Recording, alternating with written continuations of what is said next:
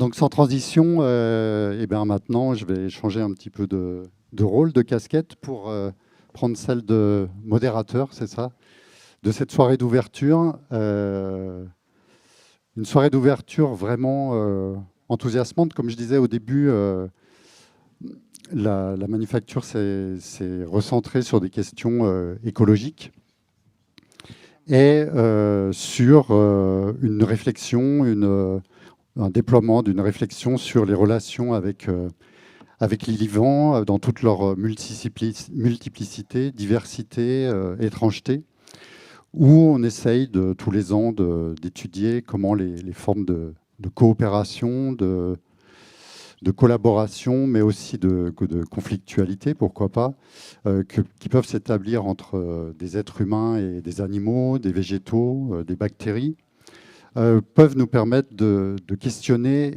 et d'envisager notre rapport au monde autrement. Donc pour entamer cette édition et continuer à déployer cette réflexion sur un festival intitulé Lignes de possibles, nous avons décidé de convier sur scène des êtres humains, mais aussi des poulpes, des araignées, des champignons, parce qu'il nous semblait à la fois poétique, politique aussi, assez radical d'interroger les lignes à travers l'art du tissage des araignées ou le mycélium des champignons, et de voir quelles histoires peuvent ressortir de tout ça. Donc je suis ravi de le faire avec nos 3 invités du soir. Tout d'abord, Vinciane Després. Donc Vinciane, je ne sais pas si je vous la présente encore. Elle est philosophe, psychologue. On peut dire aussi maintenant un peu marraine du festival. Donc vous enseignez à l'université de Liège. Et puis, vous avez publié de nombreux ouvrages sur les animaux et l'éthologie, donc la science de comportement des animaux, parmi lesquels la naissance d'une théorie éthologique, la danse du cratérope écaillé, qui a été réédité. C'est votre premier livre qui a été réédité cette année. Habiter en oiseau, pour lequel Vinciane était venue l'année dernière. Et puis vous avez fait paraître en avril Autobiographie d'un poulpe, que j'ai oublié, dont il va être plus particulièrement question lors de la soirée. Voilà, j'ai pas dit trop de bêtises jusqu'à maintenant. Ça. La deuxième, c'est Marion Neumann. Donc Marion Neumann est une cinéaste allemande qui vit à Genève. Donc vous avez réalisé 2 longs métrages, dont The Mushroom Speaks, qu'on va diffuser en deuxième partie de soirée.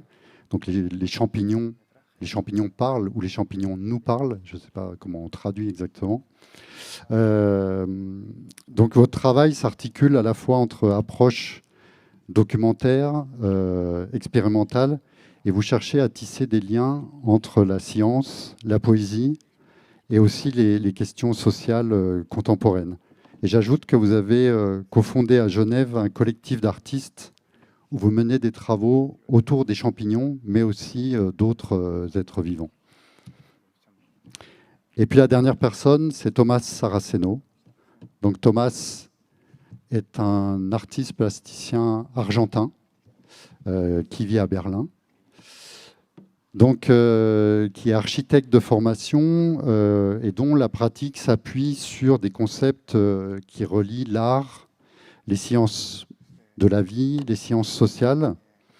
Donc, pour éviter de dire des bêtises, je vais prendre la présentation qui est sur son site officiel, qui dit qu'à notre époque d'urgence climatique, où les écosystèmes sont menacés, le travail de Thomas envisage des relations éthiques avec les domaines terrestres, atmosphériques et cosmiques, en approfondissant notre compréhension de la justice environnementale et de la cohabitation entre les espèces. Donc Thomas est notamment à l'initiative d'un projet qui s'appelle Aérocène, qui est un projet pluridisciplinaire qui propose une nouvelle ère pour l'air, donc une nouvelle ère ERE pour l'air AIR, en réactivant un imaginaire commun, justement vers une collaboration plus éthique. Et puis depuis plusieurs années, les araignées et leurs toiles occupent une place centrale dans ces installations, dans ces expositions. Donc je fais référence peut-être à une exposition que certains ont vue, qui était une carte blanche au palais de Tokyo il y a 3 ans. Et cet intérêt profond pour les araignées, leurs toiles, l'a conduit à créer un autre projet pluridisciplinaire, Arachnophilia. Je suis arrivé. Une comité de recherche qui explore les concepts et les idées qui peuvent justement ressortir des facultés cognitives des araignées et de leurs toiles dans de multiples disciplines comme l'architecture, la philosophie, la musique, les études sonores. Voilà. Donc on va en parler lors de la soirée. Alors la soirée va se dérouler de la manière suivante. On va parler avec Vinciane pendant un quart d'heure, 20 minutes de son dernier livre, Autobiographie d'un poulpe. Puis on cédera la parole à Thomas qui va présenter son travail pendant aussi un quart d'heure, 20 minutes. Et ensuite, dans ce jeu de ping-pong, Marion fera la même chose. Et après, on essayera de tout mettre en commun avec vous. Voilà. C'est bon. Donc je disais lors du discours d'introduction qu'il y a aussi ce désir de faire dialoguer ici en Zémen avec d'autres disciplines, avec les arts, d'aller vers une forme de décloisonnement des savoirs. Et on est très très content, ravis d'avoir à nouveau Vinciane, puisque je crois qu'elle répond complètement au cahier des charges de ce décloisonnement, de se frotter avec d'autres types de formes de savoir. Déjà, rien que par la nature de ces objets de recherche, l'éthologie, mais aussi les morts, puisque la première fois qu'elle était venue, c'était pour nous parler de ce livre, de cette enquête au bonheur des morts. Et donc là, on va parler d'autobiographie d'un poulpe et autres récits d'anticipation, où vous ravivez des disciplines comme la géolinguistique, la terrolinguistique, la terroarchitecture. Donc peut-être que tout le monde n'est pas au courant de ce que sont ces disciplines. Est-ce que vous pouvez nous les présenter ? Alors, on va commencer par la terrolinguistique parce que c'est elle qui est originairement première. J'ai le fil de mon micro qui coince parce que mon chien est couché dessus. Voilà, j'ai compris. Ça va, c'est bon.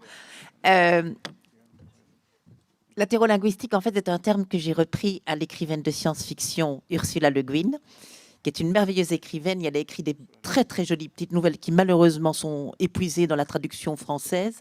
Il n'y a plus moyen de les trouver. Dans des nouvelles donc, en 1974, qui ont été publiées et traduites sous le titre « L'auteur des graines d'acacia et autres... oui, je ne sais plus très bien le sous-titre maintenant, j'ai un trou de mémoire. Enfin, c'est l'auteur des graines d'acacia. Et qu'est-ce qu'elle imagine là-dedans ? Elle imagine que dans un futur qu'elle ne détermine pas, dont elle ne donne pas donc la date, que des scientifiques étudient les langages des bêtes sauvages, terreaux, bêtes sauvages en grec, mais en considérant que ces langages sont des langages écrits, que ça forme des écritures et que ça forme des poétiques, des littératures, etc. Et donc, elle va créer une association de scientifiques dans le futur, qui sont les terrolinguistes, et elle va donner quelques comptes rendus d'une lettre présidentielle de l'association de terrolinguistes, des nouvelles pour les recherches, des projets de recherche, ça fait une dizaine de pages. Et notamment, elle démarre sur un succès de l'association des terrolinguistes, qui est le fait qu'on a enfin réussi à traduire un poème qu'a laissé une fourmi, qui est décédée depuis, à l'entrée au tunnel de sortie d'une fourmilière. Et en fait, les terrolinguistes avaient découvert des traces d'exsudation, donc de phéromones, sur des graines d'acacia qui étaient arrangées de manière bizarre. Et donc, ils ont traduit et on découvre... D'abord, il y a une très jolie controverse sur les difficultés de traduction, puisque les fourmis ne connaissent pas ni le je ni le tu, qu'elles utilisent seulement certaines formes de grammaire. Et donc, c'est très difficile de traduire, par exemple, « manger les œufs » ou là-haut la reine. Et là, il y a une petite controverse parce que certains disent, mais bon, c'est une célébration, mais pas du tout. Puisque chez les fourmis, le haut, c'est le danger. Le bas, c'est bien. Si on dit là-haut la reine, ça veut dire à bas la reine. Et donc, on découvre en fait une fourmi exceptionnellement pamphlétaire, radicalement pamphlétaire. Et alors, on a des extraits de poésie. Et donc, moi, j'avais adoré cette nouvelle. Je trouvais que c'était formidablement bien fait. Et puis, le président fait d'ailleurs une lettre, une admonestation en disant, mais il faut plus tenir au visible, on a fait l'audible, on a fait le visible, mais on rate quantité de formes poétiques et littéraires et romanesques, notamment, je ne sais plus moi, l'épopée lyrique de la poésie passive de l'aubergine, l'épopée lyrique du lichen, enfin, et des choses comme ça. Et donc, la thérolinguistique est depuis lors restée au chômage et je me suis dit, nous allons la faire retravailler. Et de là, je me proposais que d'autres sociétés scientifiques soient créées dans l'inspiration de cette première association de thérolinguistique. Et donc, la théroarchitecture, il existe déjà des spécialistes d'architecture animale. Il y avait Karl von Frisch, au milieu du XXe siècle, qui avait très très bien étudié les architectures, surtout aux insectes sociaux, mais bon, son énorme livre, qui est une Bible, travaillait aussi sur les nids des oiseaux, etc. Il y a actuellement plusieurs zoologues qui travaillent sur les architectures animales, mais les théroarchitectes vont aller un pas plus loin en imaginant que les architectures animales ont aussi une dimension artistique et symbolique et communicationnelle et expressive. Et je crois que c'est tout. Oui, oui. Oui, il y a aussi l'association d'études paraphoniques, ou attendez, je ne sais plus comment on les appelle, mais enfin qui se sont spécialisées dans les araignées parce que la thérolinguistique n'était pas vraiment à la hauteur de la tâche d'étudier les littératures vibratoires. Voilà.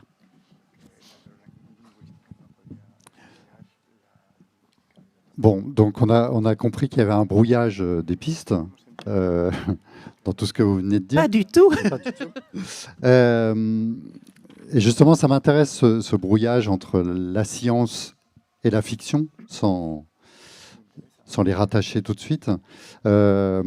Pourquoi ce choix tout d'un coup de la fiction, de ce que la philosophe américaine Donna Haraway, dont vous êtes très proche, nomme des fabulations spéculatives? Qu'est-ce que la fiction autoriserait ou vous permettrait ou vous a permis par rapport à une enquête scientifique classique dont vous nous aviez habitués? Qu'est-ce que ça apporte de plus par rapport à tout ce que vous aviez déjà fait sur l'éthologie, par exemple? En fait, ça me permettait d'avoir un peu plus de marge de manœuvre.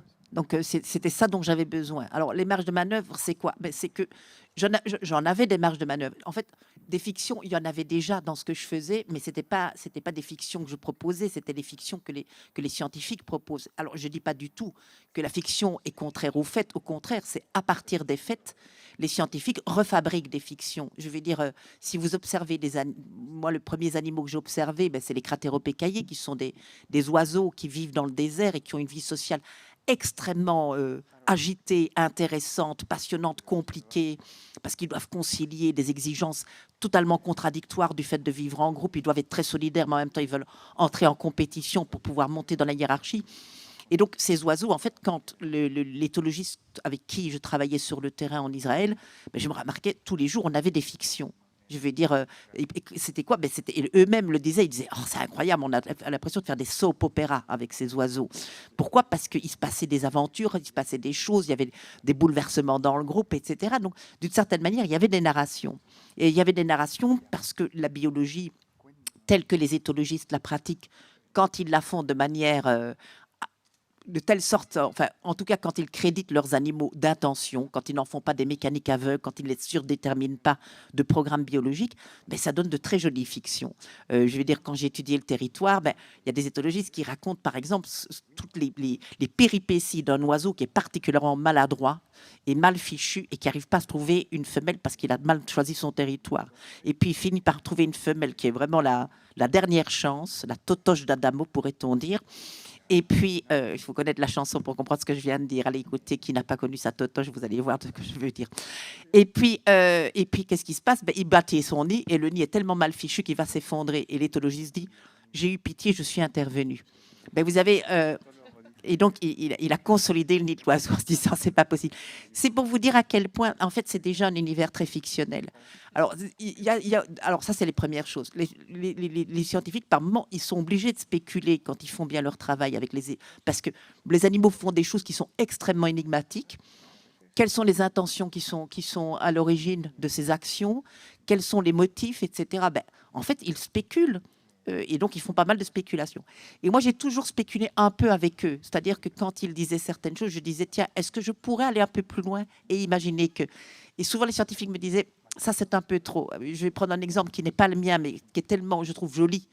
C'est Tom Van Doren, par exemple. Quand les scientifiques disent, les corneilles, quand elles cachent des noix, elles manifestent qu'elles ont un sens de l'anticipation. Et ça veut dire quoi, le sens de l'anticipation? Je trouve qu'il y a une définition merveilleuse qui est de dire elles savent qu'un soi futur n'est pas le même que le soi présent, parce qu'elles savent le soi présent n'a plus faim, il a eu assez à manger, le soi futur aura de nouveau faim et se trouvera dans une position où il n'y aura peut-être plus rien à manger. Et Tom Van Doren va dire, par exemple, eh bien, moi, je pense que les corneilles connaissent l'espoir. Alors là, si je dis ça à un scientifique, il va me dire peut-être pas. Et donc, c'est cette marge de manœuvre dont j'avais envie, en me disant, mais il y a 20 ans ou 30 ans d'ici, quand on disait que les animaux, quand on parlait par exemple des émotions chez les animaux, je me souviens de la Bible des éthologistes qui était le McFarland, les dictionnaires voilà, et vous allez voir les émotions, on disait les animaux, ils ont 3 émotions primaires, très grossières, etc. Et vous voyez qu'en 20-30 ans, ça a tellement changé. Quand on voyait ce qu'on disait sur les chants des oiseaux, les cris on appelait ça des cris d'ailleurs quand c'était pas des chants, évidemment, il n'y avait pas de contenu. Et puis on découvre par après maintenant on découvre qu'il y a de la sémantique, qu'il y a même de la syntaxe, que certains animaux peuvent dire désigner le prédateur en quelque sorte par son nom, faire la différence en disant attention c'est un faucon, attention non c'est un prédateur qui est sur le sol, qui peuvent même dire attention je vois un prédateur ou attention Bernard a vu un prédateur. Enfin, je veux dire l'extraordinaire complexification. Donc moi il suffisait, je me disais et pourquoi ne pas pousser un peu plus loin? Alors la marge de manœuvre, je me fondais sur quelque chose, c'est Michel Serres qui écrit notamment dans le contrat naturel, mais qui va reprendre ça dans un autre petit livre, qu'on appelle l'argument de l'écriture généralisée. Il dit en fait, tout écrit. Et moi, je le reprends pour les animaux. C'est-à-dire que alors je vais le dire très simplement, le bon chasseur qui sait lire montre qu'un animal sait écrire. Que la trace d'un animal, le sanglier qui va dire son âge, son poids, etc., et dont certaines traces sont délibérément intentionnelles dans leur signification. Je veux dire, c'est pas seulement il fait pipi et puis il laisse quelque chose passivement. Non, non, il dit quelque chose et nous ne savons pas à quel point ils peuvent dire quelque chose. Et donc, c'est de reprendre l'argument de Serres qui dit les animaux écrivent d'une certaine manière, ils sont lecteurs et ils sont dotés de formes d'écriture.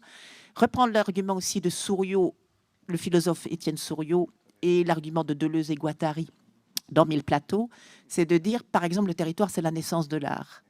Bon, alors, de là à imaginer que, d'une certaine manière, l'écriture pourrait proposer des formes artistiques, en fait, je reprenais Ursula Le Guin et je me suis dit, je ne peux pas le proposer comme une spéculation, c'est trop vite, c'est trop tôt, je n'ai pas les arguments, je ne peux pas compter sur les scientifiques pour me donner ce qu'il me faut. En revanche, je peux utiliser tout ce que les scientifiques m'apprennent et créer une fiction en imaginant des scientifiques du futur. Voilà un peu comment ça c'est... Alors les trois récits qui composent le livre sont sous-tendus par justement la catastrophe écologique.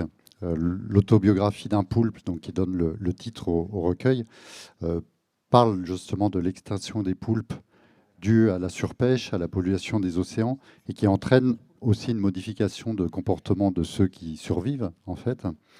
Et là, par rapport à ce que vous venez de dire, ce qui m'intéresse, c'est pourquoi vous avez situé justement ces récits dans un futur non daté. Pourquoi ce choix de l'anticipation alors que justement la catastrophe écologique, elle est là, comme dit Amitav Ghosh, avec qui on parlera vendredi, elle est maintenant, quoi. Elle n'a jamais été aussi immédiate.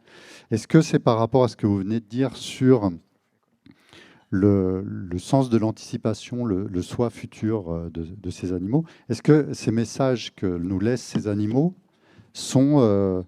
est-ce que c'est des formes d'archives, c'est des messages d'alerte, de désespoir, ou c'est des espèces de signes de vigie, en fait?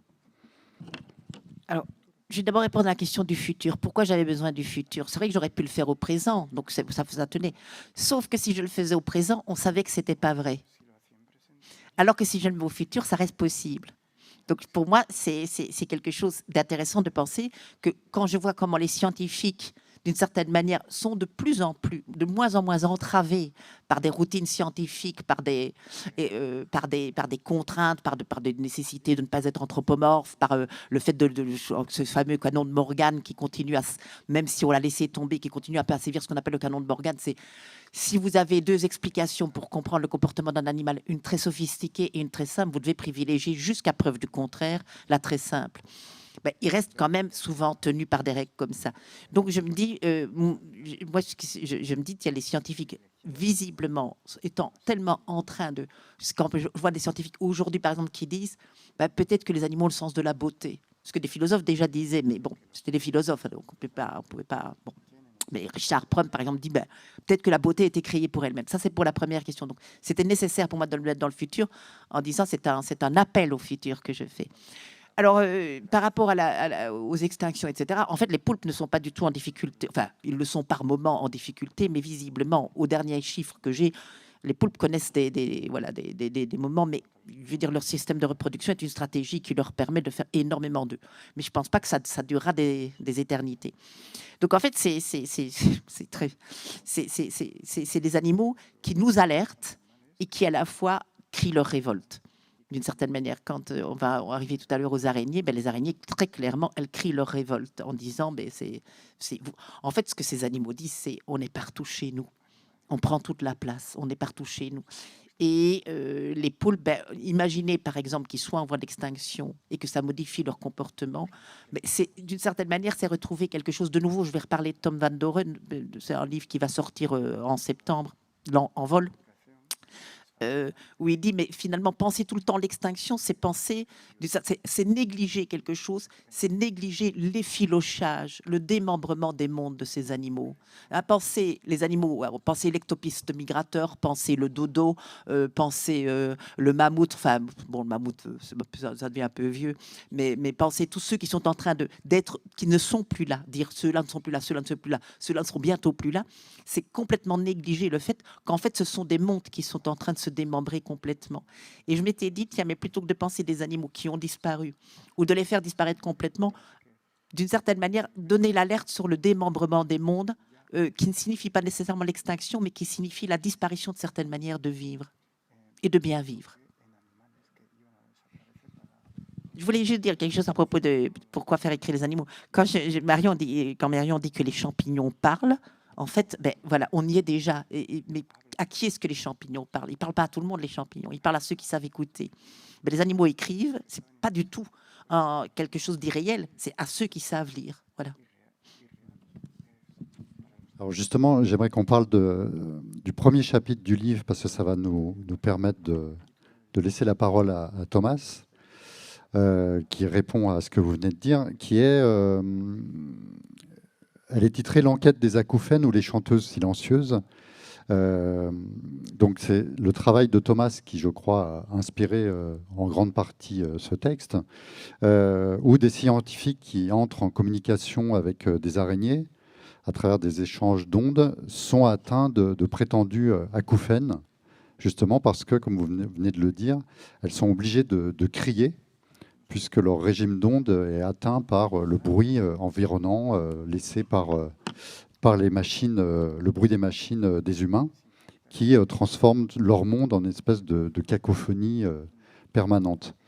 Donc j'aimerais que vous nous en disiez un mot et que peut-être vous parliez du travail de Thomas qui a pu inspirer cette nouvelle.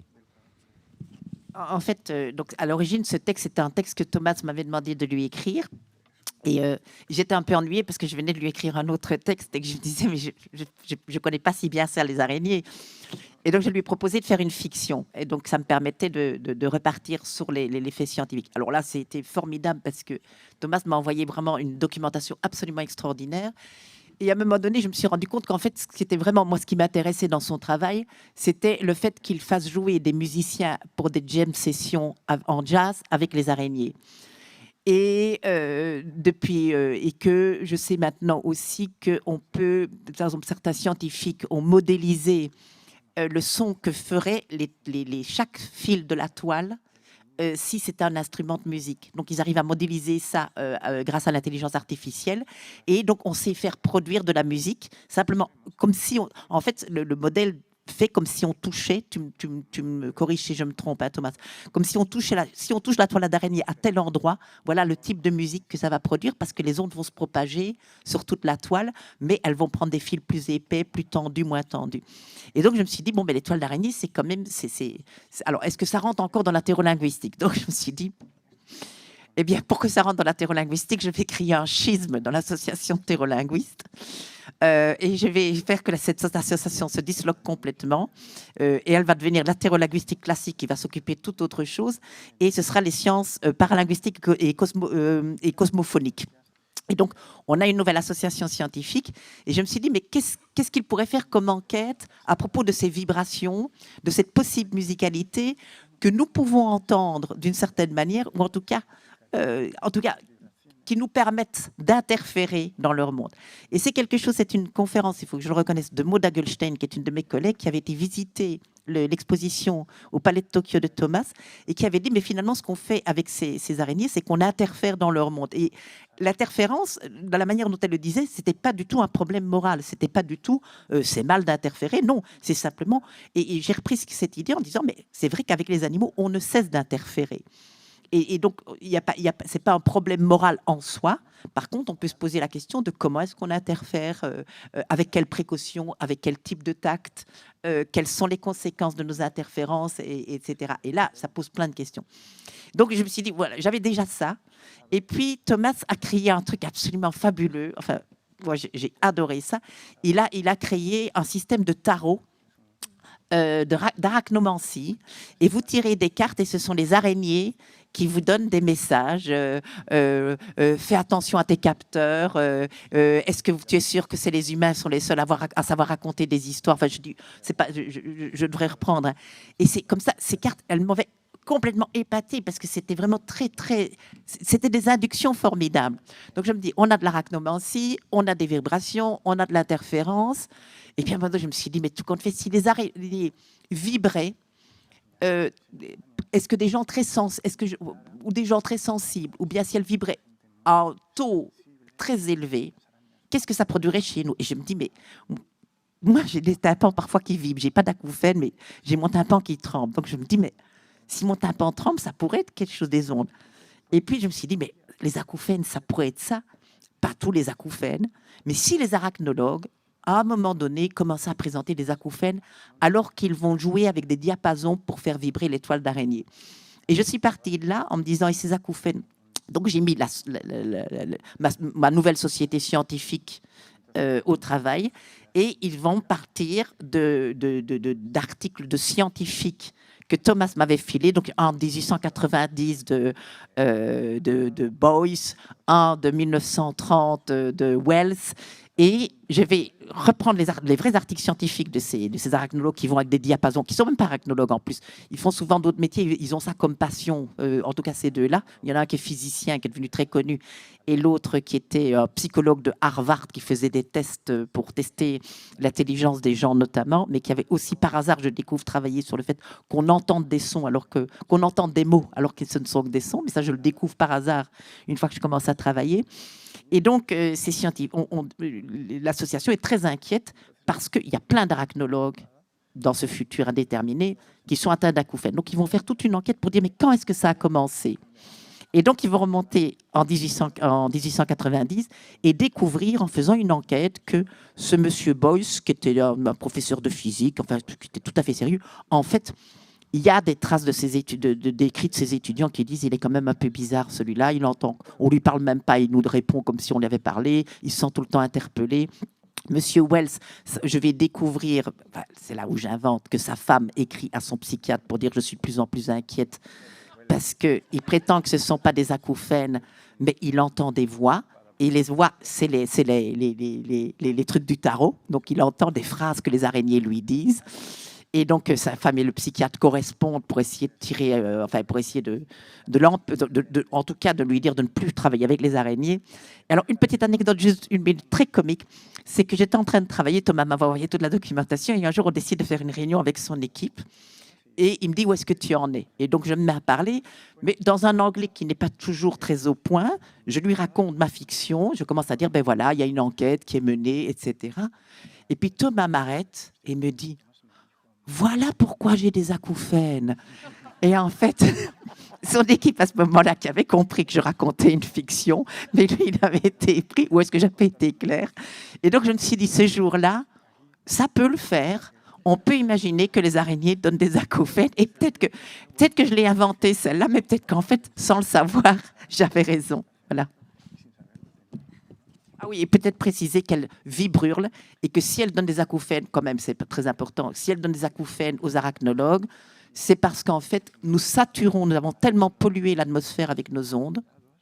On le sait pour la lumière, on le sait pour tout ce qui est pesticides, etc. On le sait pour le son, mais les vibrations et les ondes, peut-être que les chauves-souris de Wuhan en témoigneraient, mais il semblerait que si elles se sont rapprochées des habitations, c'est parce qu'elles étaient complètement perturbées par la 5G, mais bon, peut-être c'est aussi une alliance entre les chauves-souris et ceux qui sont contre la 5G, j'en sais rien, et je trouve que c'est des bonnes alliances, mais toujours est-il qu'elles vibrurent parce qu'elles se retrouvent dans un tel univers saturé, alors qu'elles avaient choisi un créneau où elles étaient sûres qu'ils n'étaient pas trop nombreux et où on n'était pas, en principe. C'est un créneau où les humains n'étaient pas, les ondes. Donc les araignées avaient beaucoup de sagesse, choisi un créneau d'expression et de communication où il y avait d'autres êtres, mais où elles n'étaient pas envahies. Et puis, voilà pas qu'on a eu besoin d'encore se sentir chez nous dans cette histoire. Et donc, ce qu'elles font, c'est elles se fâchent. Voilà, elles se fâchent et elles disent leur désespoir.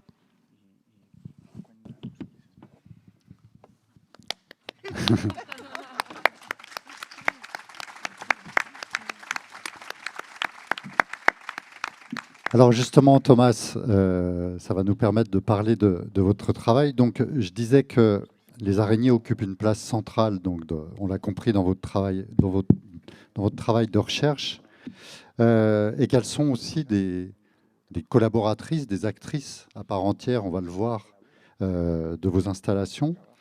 Juste 2 questions avant que vous nous présentiez votre travail en images. Je voulais vous demander en quoi est-ce si important pour vous de les mettre sur le devant de la scène, qu'elles soient justement des actrices? Peut-être que vous nous répondrez d'ailleurs en images. Et puis, par rapport à ce que vient de dire Vinciane, est-ce que ces expositions, au fond, elles visent à amplifier certaines voix, celles des araignées qui sont habituellement inaudibles, mais aussi à faire baisser le volume d'autres, les nôtres par exemple?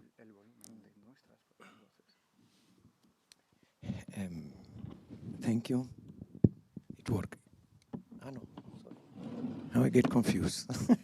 I'm hearing myself. No, thank you, everybody. Thank you for coming. Thank you, Vincent, for this amazing story.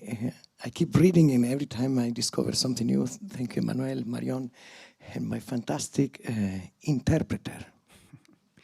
Bien, merci beaucoup à tous, merci d'être là et merci beaucoup pour tout ce que nous venons d'entendre à travers Emmanuel, à travers Vinciane, Marion et mon interprète fantastique, c'est lui qui le dit. Yeah.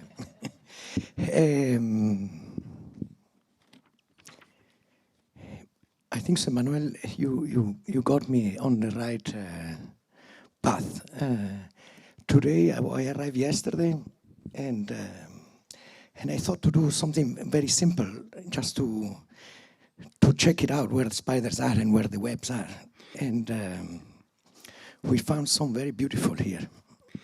Justement, Emmanuel, vous m'avez mis sur le droit chemin directement puisque je suis arrivé hier et en fait, je me suis intéressé à des endroits où on pouvait trouver des araignées. I thought that the interpreter will have many missions today, as Vincent have tried.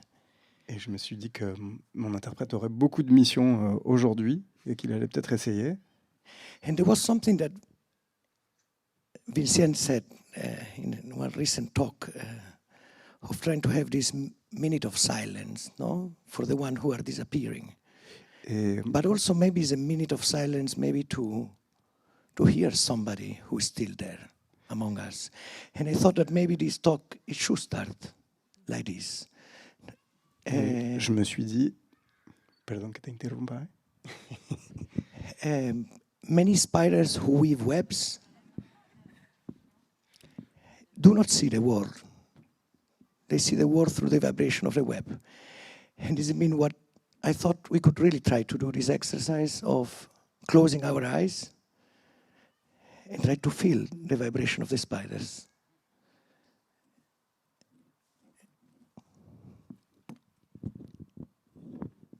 Alors, je me suis donc tout à l'heure par rapport à ce que disait Vinciane, on parlait des gens qui ont disparu, on pouvait parler aussi d'une minute de silence, et je me suis aussi dit que peut-être cette minute de silence, on pouvait la consacrer tout simplement à écouter les araignées en fermant les yeux et en se concentrant sur la vibration de leur toile. Alors on va peut-être essayer de faire ça.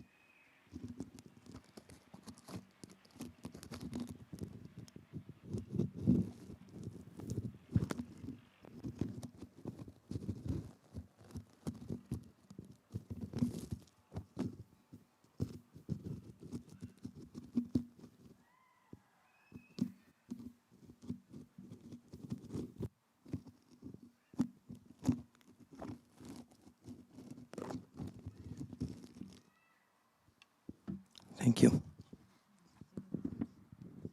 She had been quite quiet. Elle est plutôt restée sage. I think so. I like this idea of Vinciane also, of refusal. Et j'aime aussi cette idée de refus que Vinciane exprimait. In many cultures in different places of the world, they choose spiders because they are silent and they refuse to talk.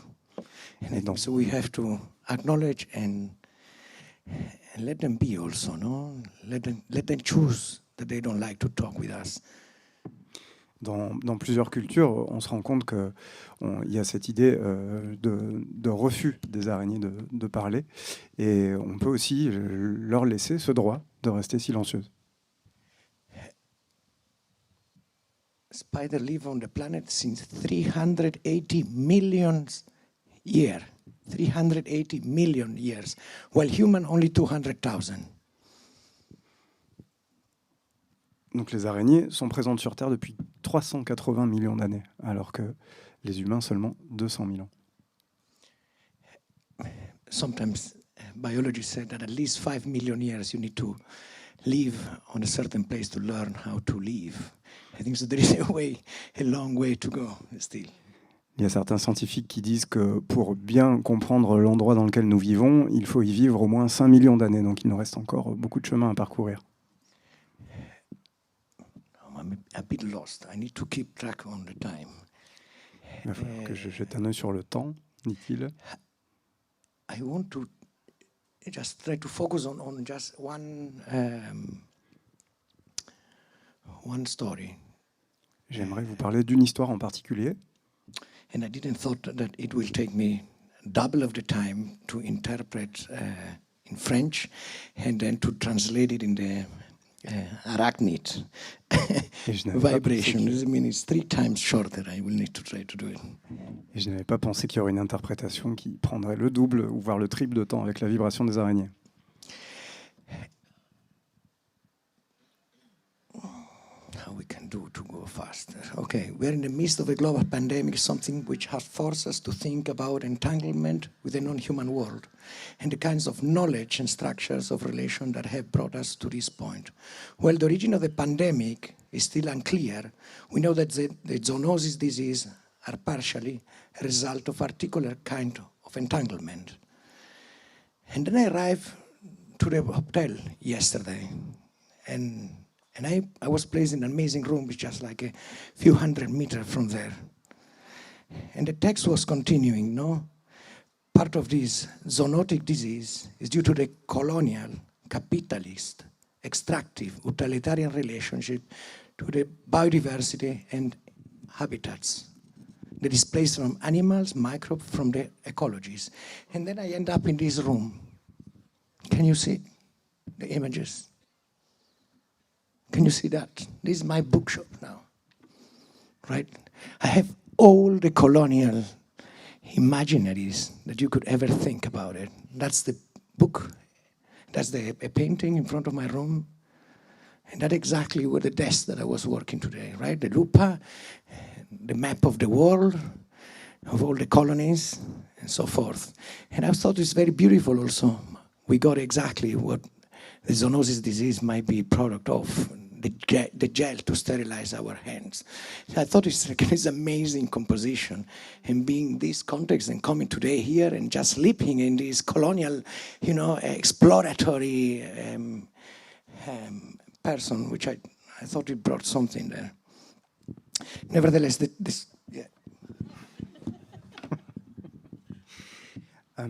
Donc, aujourd'hui, on est en plein milieu d'une pandémie qui nous a forcés à revoir tous les enchevêtrements humains et non humains et tout ce qui a fait qu'aujourd'hui nous en sommes ici. Et les origines de cette pandémie sont assez peu claires. On parle de zoonotique, etc. Et ça, finalement, c'est le contexte de mon arrivée hier. Et je me retrouve dans ce très bel hôtel et dans la chambre que vous avez vue en photo juste ici. Et je me rends compte qu'il y a dans cette chambre beaucoup de témoins de ce qui est colonial, de ce qui est capitaliste et de ce qui a bouleversé l'habitat. Et finalement, je me suis retrouvé en plein milieu de ce qui était à l'origine de la pandémie, du déplacement des animaux, des microbes et de leurs écologies. I think so. Still have 5 minutes. No, I thought like a very, very short intervention that happened a couple of weeks ago. As Vincent have said, there is this group where it's very loose. There are no membership, but I think so we are trying to fight these phobias, these unfounded phobias, and there is a lot of arachnophobia around the world, and we try to cluster around the idea of arachnophilia, try to extend these families and this idea. Among these, there was an invitation, and I work quite closely, and I come from a family of scientists, and for many years have been still struggling with this inherited past. I worked for many, many years with arachnophilia, and then, with science, and through arachnophilia, many of the partners that we work is scientists. And this is why I think so we end up being invited at this conference, where was Vint Cerf, one of the godfathers of the internet, Peter Gabriel, the musician who sang Biko, Diana Rees, which is a psychologist, and Nis Greenfield in the 80s, he thought about this idea, one computer per child. A very technocratic, let's say, scenario based on MIT, and the conference is all based on the idea to promote or try to find ways of speaking with non-humans, interspecies communication. I don't know if I stop there.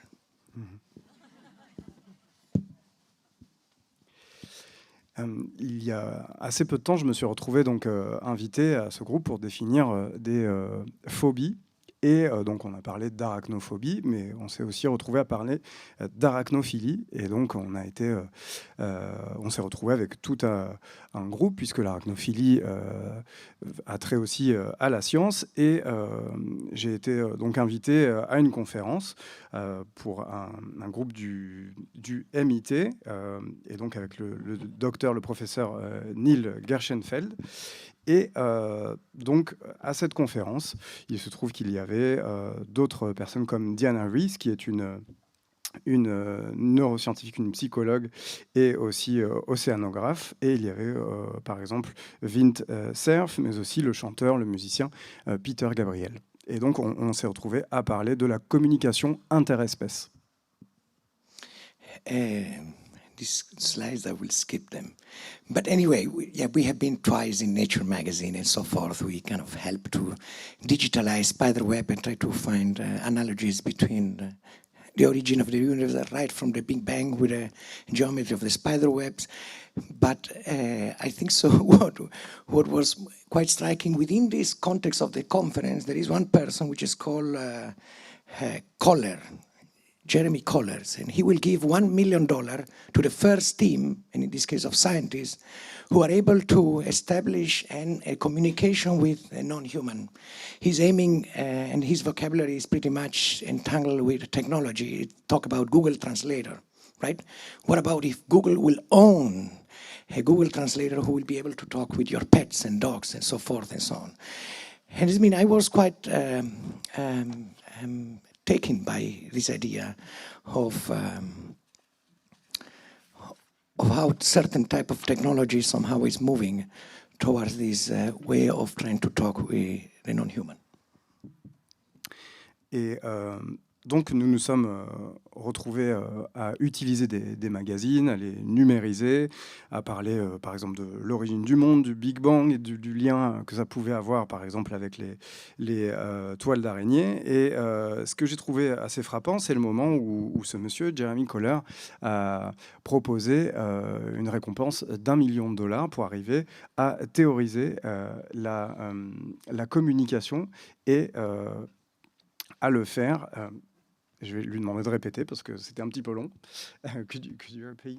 No, he will be reward the first scientific team who is able to establish communication, what it means communication with a non-human. Donc une récompense d'1 million de dollars qui serait attribuée à une personne qui arriverait à établir une communication entre les êtres humains et les non-humains. Needless to say that the first part of the communication, I say, well, I wish you could talk among humans. You know, George Floyd have said 20 times, I cannot breathe, and you still being awarding. You know what I mean? Even if you talk among yourself, will be quite good. But et même parfois, la communication entre humains est parfois compliquée quand on dit qu'on n'arrive pas à respirer et que la personne ne nous entend pas à côté. C'est déjà assez compliqué comme ça. Anyway,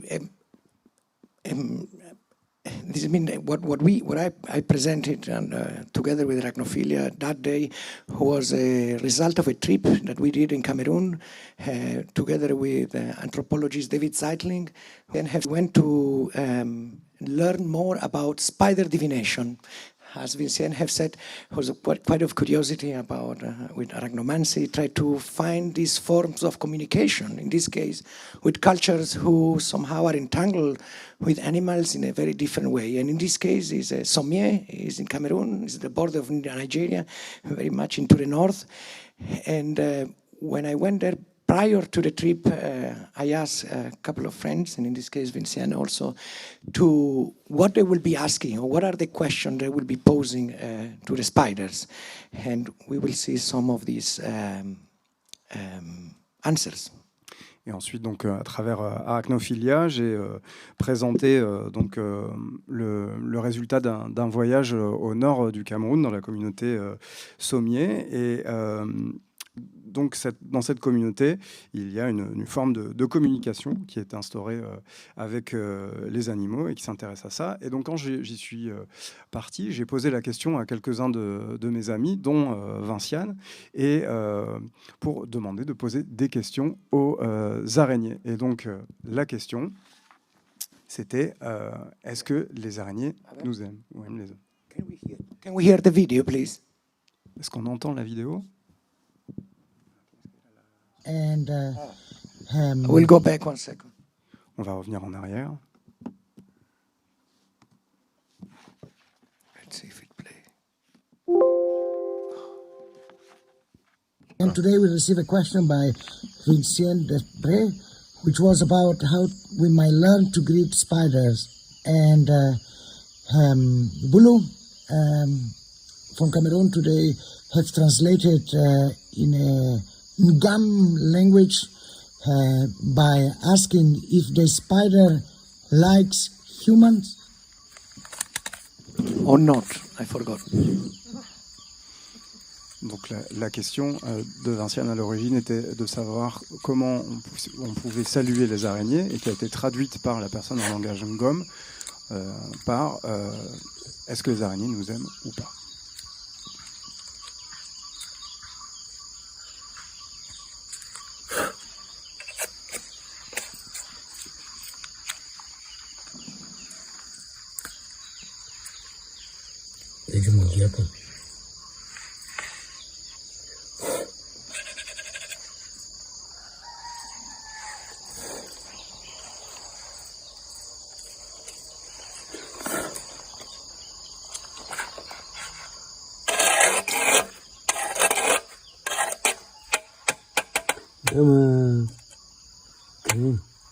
Madinite, ma basira nake kulobo, ame abi kana je bi, ngama bi, yonga, bini bo nyargwan, o shetu, tango jwa, bini bo nyargwan ke, yonga muni bo nyargwan ko sheta,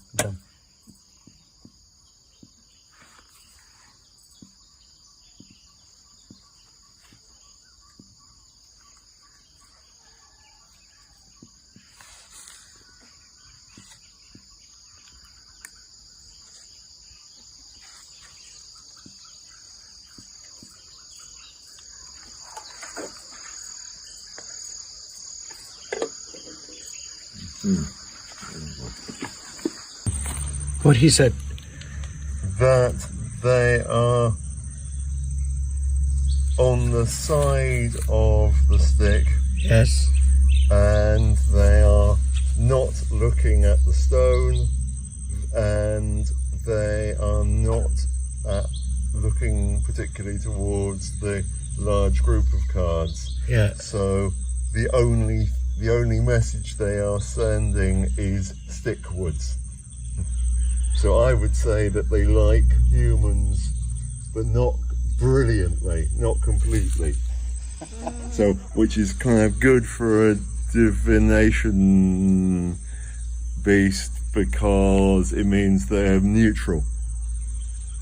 They're neutral but well inclined. Maybe it says not to all humans. Yeah, maybe it's something like maybe that. saying not all humans Yeah. are so kind. Exactly. To the arachnophobic, maybe not. Yeah, exactly. But to the arachnophilics who believe in them and in the spider, they like us. That's how I take it. Wonderful. Thank you. Wonderful. Yeah, we translate. Simplement pour interpréter ce qui a été dit dans la vidéo, donc par rapport à la position de ce qui était dans le pot, il y a eu une interprétation du scientifique qui disait que c'était assez neutre comme réponse, c'était à la fois oui et non, on aime les êtres humains ou pas, et donc Thomas rajoutait dans la vidéo que peut-être on laisse tranquille les arachnophobes d'un côté, et en tout cas on aime les arachnophobes, on n'aime pas peut-être les autres, ou vice-versa. I don't know how we are doing with the time, but there is one question more, which I think is quite nice. In this case, was Marcus Bühler, the researcher, which is at MIT also. And then I think so we will watch that, and then I will try to wrap it up quickly. Marcus Bühler wants to know, can the spider affirm the universality diversity principle? So it has chosen the stone, which means it disagrees with Marcus's interpretation, and it doesn't affirm his statement, his principle, but it is pointing ahead, so there is things ahead of them, which I think in this context means he can develop his principle to make it less wrong. I thought this this was presented at a conference, right, where 200 plus scientist group all around the world trying to crack what Germany called the Rosetta Stone. And in this case, the guidance of the kind of top scientists at MIT, it comes from the spider divination in Cameroon, where they tell him, well, the principle, the universal principle of diversity, you are not quite wrong, but you have to work more on the question. I mean, it was quite an amazing, and I think so, Vincent, I kind of really like your approach of non-exclusive work, no? Of trying to think, oh, well, also maybe the hardcore science of MIT can be guided by the spider diviner in Cameroon, right? And not leave them saying, well, you're completely wrong, but maybe you can get some tips by the spider also how you can move on with your own research. Sorry. Bon courage. Alors, donc, comme vous avez pu le voir dans la vidéo, il y avait donc une pierre qui était orientée d'une certaine manière et on parlait du principe d'universalité. Et par rapport à la position de la pierre, les araignées n'étaient pas d'accord, mais comme la pierre pointait vers l'avant, il y avait peut-être quelque chose à approfondir. Et ce que disait Thomas, c'est que si ça avait été présenté à une conférence du MIT, peut-être que ce serait quelque chose à approfondir et peut-être qu'on pourrait s'inspirer aussi des araignées et comme le disait Vinciane, ne pas avoir une vision trop exclusive des choses et s'inspirer des conseils des araignées. Now, let's not forget about this prize of $1 million from this person who will going to give the team, but I think so you start to get an idea where we go. On va garder en tête la récompense d'1 million de dollars dont on parlait tout à l'heure. Hein. Et j'imagine que ça vous donne une idée de ce vers quoi on se dirige. In this case, when we arrive to Cameroon, to Sommier also, the first question that Bulu have asked us, could you make a web page for me because I want to ask questions to the entire world. And première chose qui nous a été demandée lorsqu'on est arrivé à Sommier par la personne qui nous a accueillis, Bolopierre, c'était de savoir si on pouvait lui faire un site web pour pouvoir promouvoir justement ces activités de communication. This means we are working now, thanks to support for Berlin's Festspiele, and we are putting up this webpage. Every question will be €5,000. If anybody wants to submit the question, all the funds will go through the village, and there are 3 projects that, together with David Slightling, who knows quite well the village, will help to reforestation that is run by a community of women, sanitization of the water channel because it breaks, and there's a lot of problem, and some other project which deal with cultural activity. The webpage and the IP and intellectual property is all from Bulu, and we are hoping that this service will help him to preserve this knowledge and at the same time help a little bit the village. Et donc, grâce à un institut de Berlin, cette page est en train d'être mise au point. Et chaque question qui sera posée rapportera donc 5 000 €. Et donc, ces fonds seront reversés au village pour 3 projets principaux de reforestation, de traitement des eaux et aussi des projets culturels. Et on espère que ça permettra de préserver le village et ses activités. Then I think so. The last one. Researchers. 1 second. This video is part of we are in this conference now. We are all kind of presenting different teams, how to kind of crack this interspecies communication, and then appear this person who part of this person community who are doing this research in this couple of minutes. Et donc là, on est encore, je vous parle encore de la conférence où on essayait donc de déchiffrer la pierre de Rosette de la communication interespèces. Et il y a donc cette vidéo que je voulais vous montrer. Researchers have long known that people in Africa cooperate with a wild bird called the Greater Honey Guide. The bird shows people where to find bees' nests, which they harvest for their honey. The birds then feed on the wax combs left behind. New research, published in the journal Science, shows that this remarkable cooperative relationship involves two-way communication between humans and a free-living wild animal, which is astonishingly rare in the natural world. Honey guides solicit people with a distinctive chattering call and fly from tree to tree in the direction of a bee's nest, showing their human follower where to go. In turn, listen here as these men from the Jawa people of northern Mozambique make a special honey hunting call, a loud trill followed by a short grunt. It's passed down from generation to generation in this honey hunting culture and works as a signal to the honey guide that a person is looking for bees' nests and willing to follow. So how did researchers come to these remarkable conclusions? With the help of a community living in Mozambique's Niassa National Reserve, Dr. Claire Spottiswoode.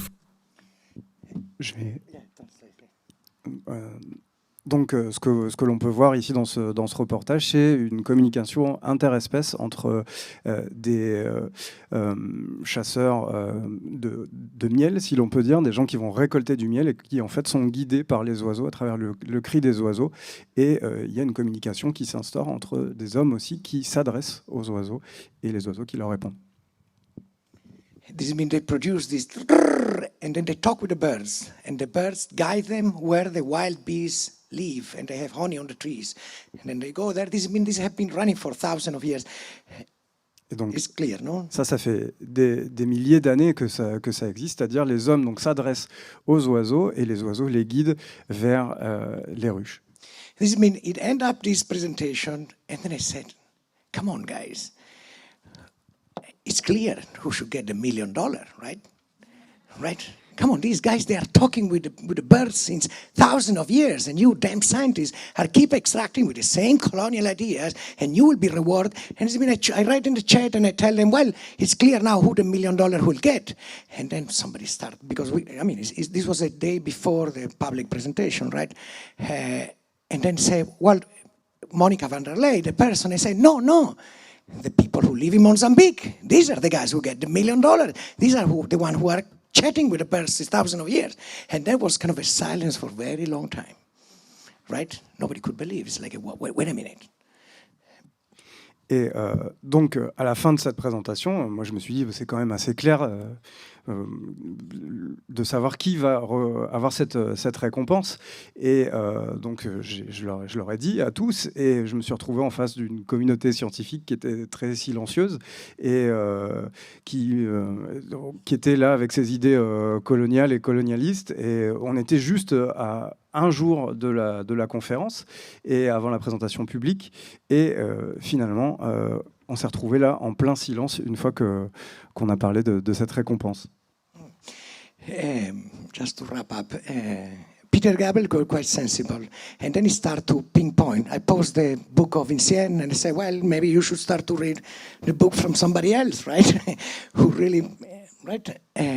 Silence again. And then I start to quote a story about you also in the chat, and I say, well, think about the story of the penguins, about homosexual penguin, which is a beautiful story that Vinciane has in the book, that all scientists could not believe that type of relationship could exist, because I thought that homosexuality is also illness in human beings, and does it mean until you don't have the framing of the right question, you will not be able to observe or to sense a reality which is right in front of you, what was happening to them, I think, so in this case.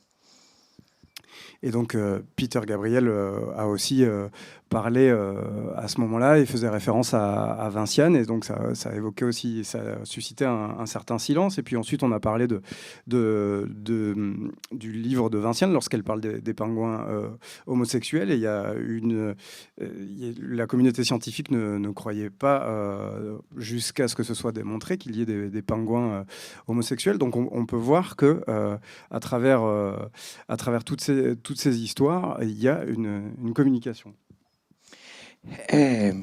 And then it keep going. No, we talk about biothermology, Peggy Hill. Vince Cerf was freaking out because there is this. I don't know. Maybe I cut it. It's already 20. Yeah. Stop it now. Yeah. Okay. Anyway, it came out many stories. The chat it got really warm up about zookeepers, about. Indigenous community who are able really to engage in dialogues from thousands of years.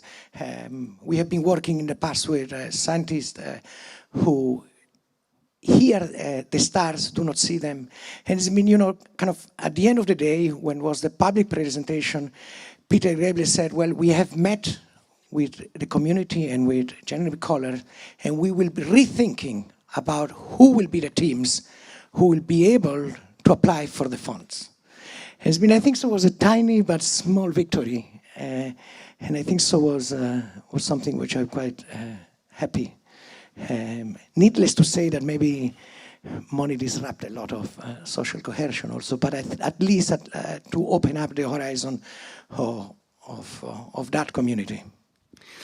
Et donc, pour terminer, donc on a parlé de beaucoup d'histoires différentes, et Peter Gabriel, lui, a parlé de cette communauté, et donc de la communauté sommier, et a fini par faire accepter le fait que peut-être on pouvait repenser l'attribution de cette récompense d'1 million de dollars. Et évidemment, encore une fois, on se rend compte que l'argent dérange un petit peu et perturbe les relations et la communication.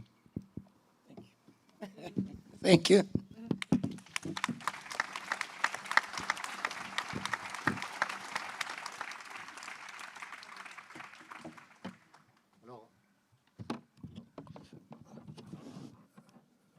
J'avais quelques questions à Thomas, mais comme le temps file, on va peut-être passer tout de suite à la présentation de Marion, et puis on mettra un peu les questions en commun. Je pense que ça sera plus vivant et plus riche.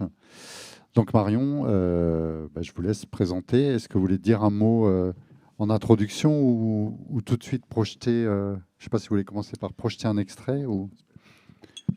Bon, je peux peut-être reprendre cette idée de la communication multispécies, donc comment communiquer avec les autres êtres. Et donc mon approche peut-être là-dedans, et parce que tu as posé la question avant dans Mushroom Speaks, comment traduire, donc parole du champignon, pour moi c'était une question de m'écouter d'abord moi, pour peut-être entendre, sentir, être capable avec l'écoute de commencer un dialogue après. Donc, je suis allée à la recherche d'une grande famille des mycologues autodidactes, des philosophes, des thérapeutes, des psychonautes, de plein de sortes de gens pour comprendre un peu mieux sur les champignons. Donc, j'ai apporté ce soir pour vous, et j'aimerais bien que cette sac commence à voyager, parce que j'aimerais vous souffler le premier souffle que j'ai pris aussi moi de la pleurote. Tout a commencé avec un sac comme ça. C'est le mycélium de la pleurote, et ici il y a une filtre, et à travers de cette filtre on peut la sentir, et j'aimerais bien faire voyager cette sac. Ouais.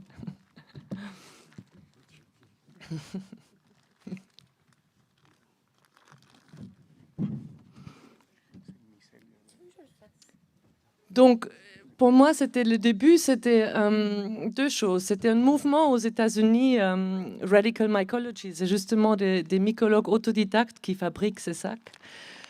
C'est des jeunes activistes qui ont commencé à imprimer, à diffuser des idées, comment on peut en fait inviter les champignons dans notre propre vie et les cultiver peut-être comme on peut le faire avec le kombucha ou d'autres fermentations, ou comment on fait le pain. Bon, on peut aussi avoir la pleurote et vivre avec et la nourrir et avoir un dialogue en faisant, en recyclant les propres déchets à la maison. C'est quelque chose qu'on va d'ailleurs faire demain.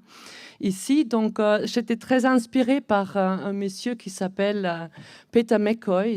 Il a écrit 7 livres à 25 ans. Autodidacte, il n'a jamais fait des études en mycologie, mais il est champignon, il est un peu... donc voilà, il a pris l'esprit de cet être, et donc il propose avec ce livre qu'on sorte en fait ces cultures, à part les champignons en forêt, hein, mais d'autres champignons, donc on les sorte du laboratoire pour commencer à écouter, à sentir, à toucher, à vivre, à apprendre de ces cultures, en fait, à les comprendre. Et la deuxième personne qui m'a inspirée au début, c'était Anna Tsing. Donc, elle est de nouveau là avec son livre The Mushroom at the End of the World on the Possibility of Life in Capitalist Ruins. Donc là, on n'était pas avec la pleurote qui apporte la vie, qui est un recycleur, qui est bien pour l'environnement parce qu'il décompose toute la matière morte. Non, avec Anna Tsing, on va vers des champignons des symbiotes, comme le Matsutake, c'est le champignon le plus précieux au monde. Il a une valeur symbolique très chargée dans la culture japonaise, mais aussi donc un prix énorme parce qu'il est très délicat dans son goût et on trouve très peu. C'est comme une truffe très, très précieux. Mais cette truffe, il a tendance, comme plein de champignons d'ailleurs, de chercher la radioactivité parce que la radioactivité, ça augmente... ouais, c'est comme une électricité où ça augmente la croissance en fait de cet mycélium, de cet réseau souterrain. Et donc, ouais, un être comme ça entre la vie et la mort, je crois, c'était ça ce qui m'a intriguée pour commencer ma recherche dans tout ça. Peut-être on peut montrer l'extrait maintenant.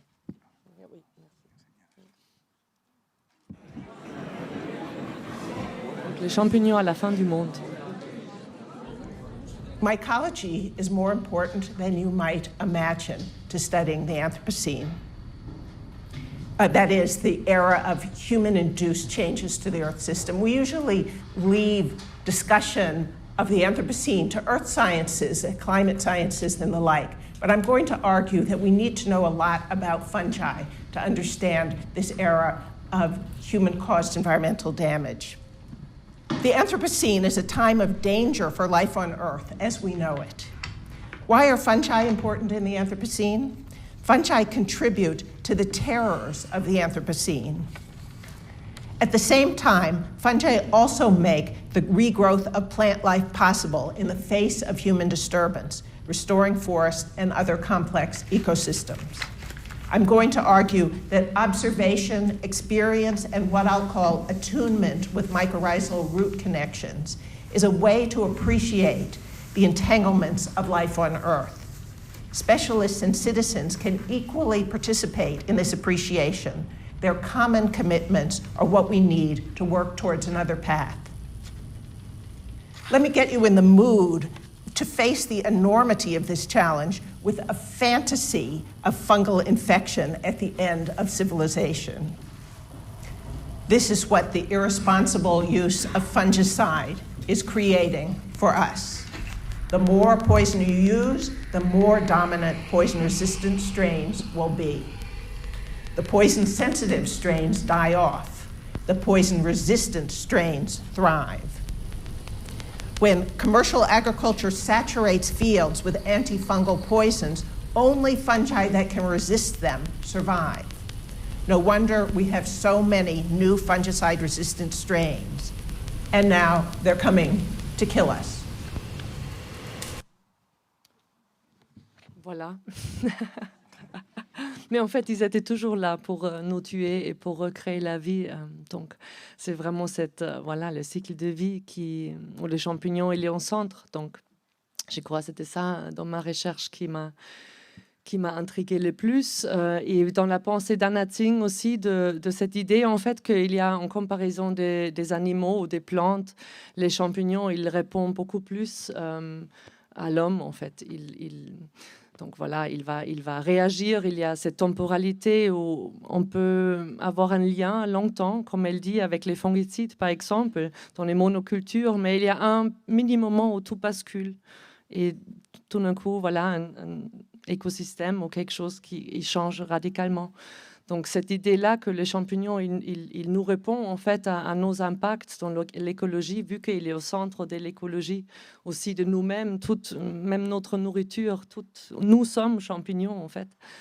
Donc il est vraiment au centre de tout. Et cette puissance-là, ouais, j'espérais bien que je comprends un peu mieux peut-être ma propre manière d'être dans ce monde. Et j'ai essayé donc avec les films qu'on verra plus tard d'inspirer cette idée d'un champ des possibles, de lignes des possibles, mais aussi tout un champ des possibles où on sait encore très peu de choses, en fait. La mycologie, c'est une science qui a besoin de citoyens, même pour la taxonomie en forêt. Hein. Il y a encore des espèces qui sont découvertes, il y a encore plein de choses qu'on ne sait pas. La science, elle est très jeune, mais déjà en train de disparaître. On n'a pas assez de mycologues et justement... Là, il y a peut-être un petit activisme dedans où on peut, pas juste dans la taxonomie, mais aussi à l'approche à ces cultures. Ça, c'est aussi la pleurote en version liquide. où on peut fabriquer la nourriture, on peut l'introduire dans les sols et vraiment participer à enrichir un écosystème en fait en lien avec les champignons. Donc c'est ça ce qui est un peu ce que je recherchais avec ce projet. Et je même continue. Donc de là en fait est née toute de cette recherche cinématographique est née, comme tu l'as mentionné au début, un projet de cultivation. Maintenant, j'essaye d'appliquer ce que j'ai appris avec ce projet en fait dans ma communauté et de le ramener dans mon entourage.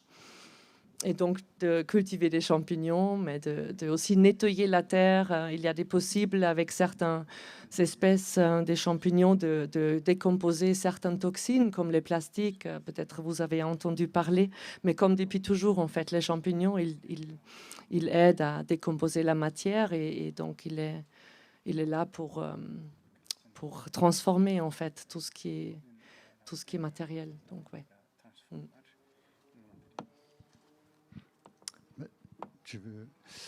Je propose qu'on lance la discussion, Oui. mais j'aimerais faire un lien entre la présentation de Thomas et ce que tu viens de dire et Peter McCoy. Donc sans dévoiler justement pour les personnes qui vont rester ce qu'on va voir dans le film, mais juste dire un mot de Peter McCoy, qui est un artiste hip-hop au départ. Donc comme tu l'as dit, un mycologue autodidacte et qui a créé une organisation, donc Radical Mycology, qui cherche à trouver des solutions par les champignons à des problèmes écologiques, la décontamination des sols, enfin on le verra dans le film, et qui plaide pour une approche qui est basée sur en fait des approches populaires, citoyennes, activistes, enfin je ne sais pas comment tu le définirais.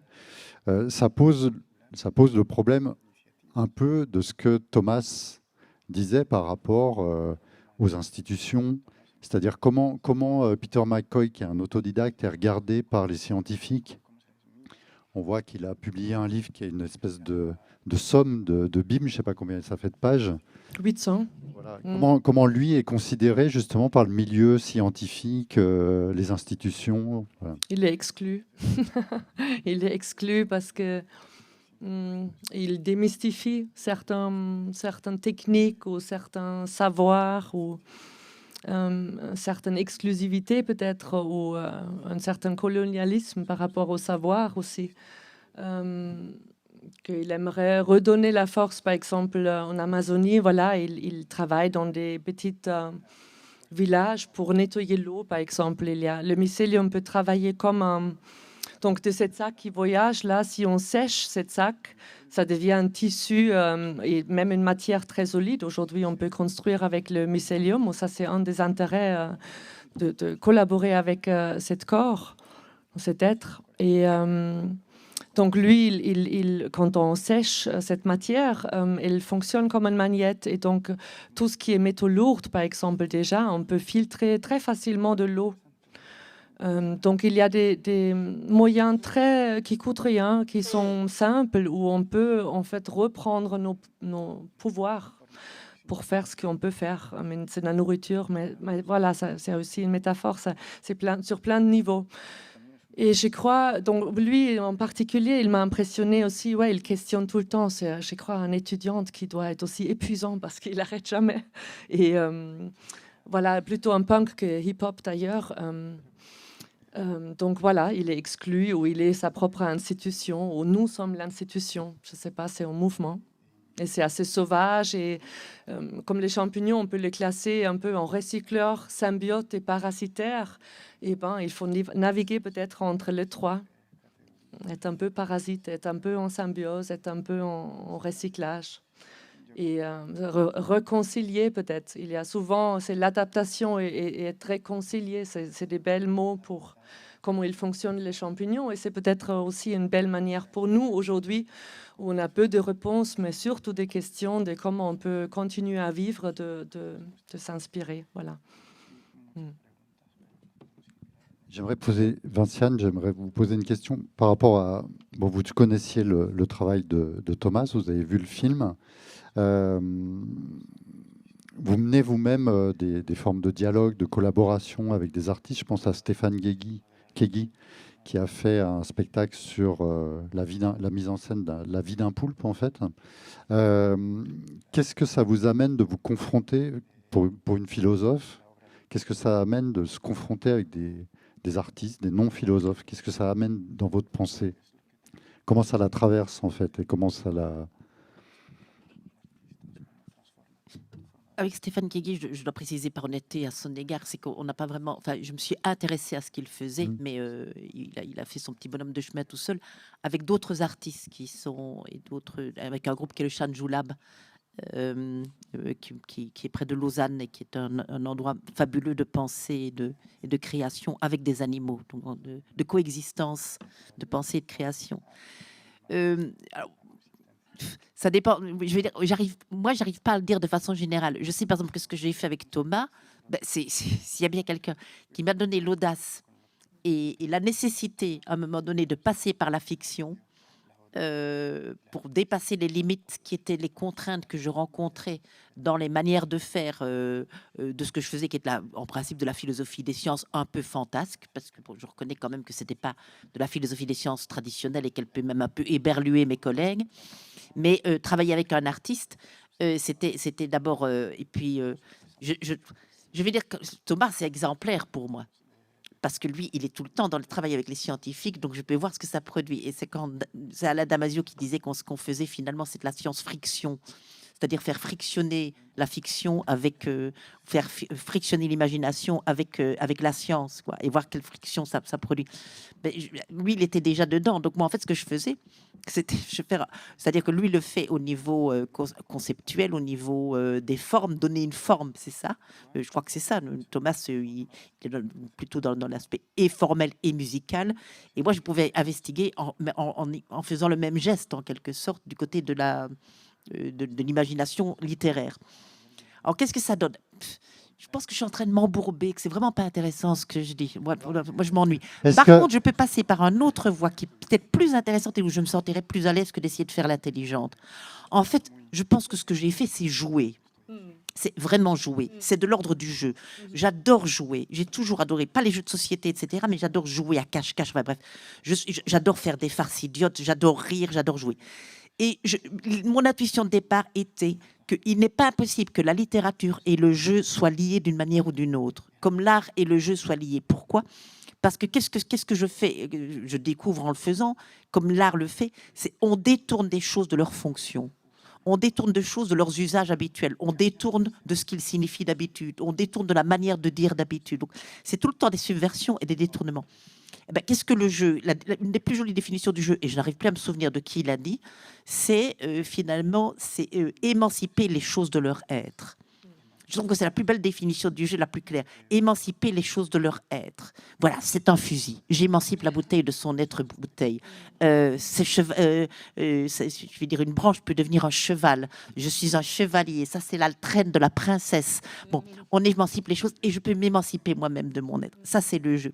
Eh bien, je trouve que les artistes, ils le font avec une espèce de... Enfin, en tout cas, les artistes que j'aime, le font avec une espèce de vitalité, de joie, de chaleur, de générosité à l'égard d'autrui. Eh bien, moi, j'essaie de trouver... ça, c'est encourageant. Et travailler avec eux, c'est se laisser contaminer par ce type de possibilités de sortir et d'émanciper les choses de leur être, je crois. Et donc, moi, ce qui m'intéresse avec les artistes, c'est que avec eux, je peux jouer. Voilà. Merci de jouer.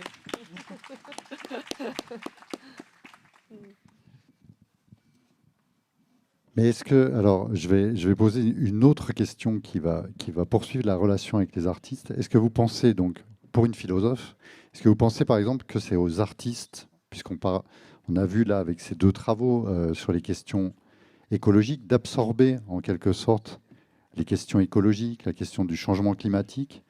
Pour la philosophe que vous êtes, qui vous intéressez à ces problématiques-là, est-ce qu'ils peuvent donner forme, en quelque sorte, par leurs travaux, aux nouveaux affects en fait, qui nous touchent? Est-ce que on va le voir tout au long de ces 5 jours, est-ce qu'au fond, ça ne nous permet pas de renoncer en quelque sorte au langage, en fait, d'aller vers une forme plus, je sais pas, de sensorielle, en fait? Ça, j'en sais rien.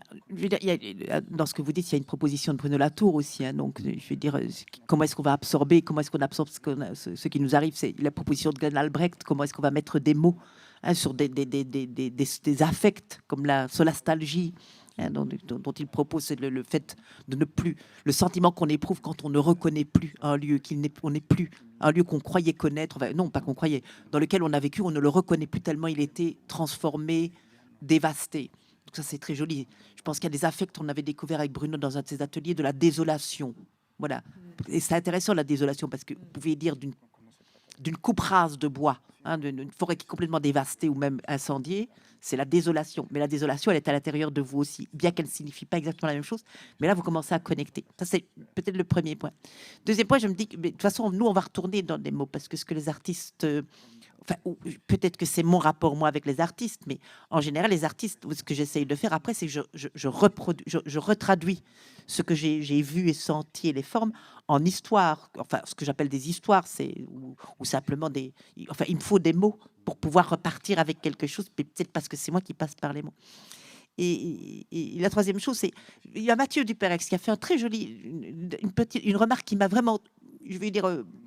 où je n'avais pas réalisé à quel point il fallait penser, quand on parle de crise de la sensibilité, il a fait je crois que c'est un article, je crois que c'est dans l'interview qu'il a fait dans Le Monde avec Nukia Truong, il dit, on parle qu'on n'est plus assez sensible, etc., qu'il n'y a plus assez de sensibilité, mais il dit, mais non, mais il y a plein de ce sont des capteurs, je vais dire, on n'arrête pas de capter l'état du monde. On n'arrête pas de... Je vais dire, j'espère que je le traduis. S'il est là, il me dira que j'ai peut-être mal compris. Mais j'avais l'impression qu'il disait, mais prenons ça aussi en compte. C'est que, je veux dire, l'état du monde, les extinctions, l'augmentation de température, les montées de l'eau, etc. En fait, je veux dire, il y a quantité d'instruments qui sont des instruments sensitifs, en quelque sorte. Et donc, peut-être que la crise de la sensibilité, c'est pas là qu'elle se situe.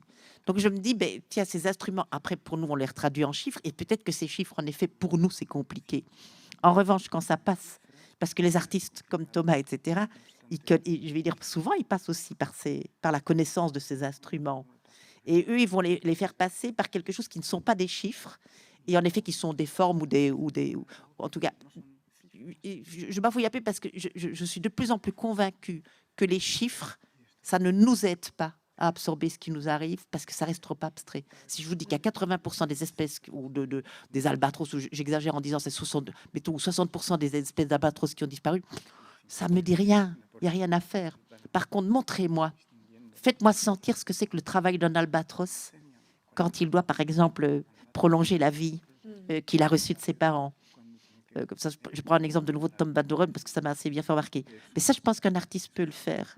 Et que c'est peut-être là où ces capteurs demandent des traducteurs qui ne sont pas seulement des chiffres. Parce que les scientifiques, ils savent faire avec les chiffres. Mais nous, c'est là où peut-être les scientifiques ne savent pas s'adresser à nous.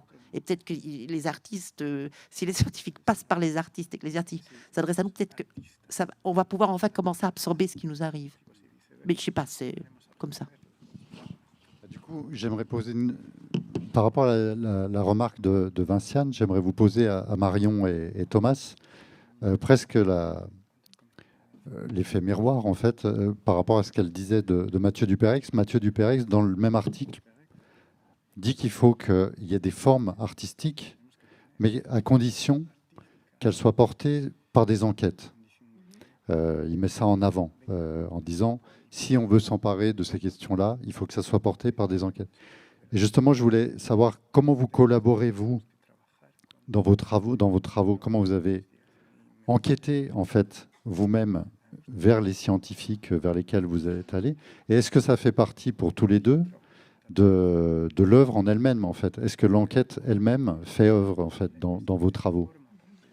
Oui, dans mon cas, j'aurais complètement perdu si je n'aurais pas appliqué, en fait, si j'aurais pas trouvé ma propre science dans ma propre cuisine, parce que c'est tellement une science particulière et déjà 80% des mots, je ne comprends rien, c'est très compliqué. Donc, il faut passer par les autres capteurs, comme vous dites, de sensations et de... Oui, et cette méthode, c'est là où j'ai eu des inspirations, des liens en faisant, en explorant moi-même, en fait.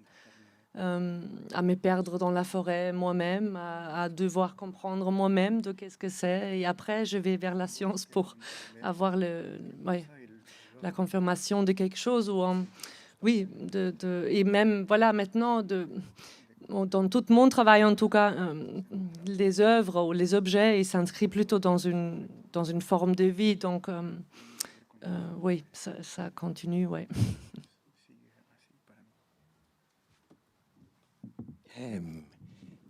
Yes, as long artists could be spiders, mushrooms, Vinciane. I think so. We should expand the idea who could be an artist. In this case, I think so. Really, I mean, what I was showing also that Pierre Boulot, the spider diviner, is a scientist, the guy of the MIT. If they work together, we'd be much better off. I mean, he can interpret, and he's so beautiful in the video. No, he gets the stone and through this vibration language, spiders, they don't speak, they vibrate, right? He vibrates his pen, and then he translates the question of Vinciane to the spider, right? He has an amazing language. He knows exactly how to talk with spiders. And he's an artist, right, for me as well. Has been, as long as we expand all that categories, I'm fine also. Bon, finalement, on peut tous être des artistes, hein, Emmanuel, Vinciane, Marion, tout le monde. Et finalement, quand on voit au Cameroun Pierre Boulot, et lui, il interprète les choses, mais c'est un artiste. C'est lui aussi qui utilise les pierres, qui les fait vibrer. Et c'est très beau de voir ce qu'il fait. Et il traduit la question de Vinciane grâce à ce langage-là. Et c'est un langage. Et c'est ça qui est très intéressant. Un jeu. Comme le jeu, comme vous avez dit.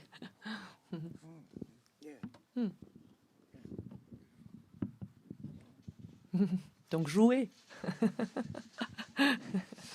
Bien.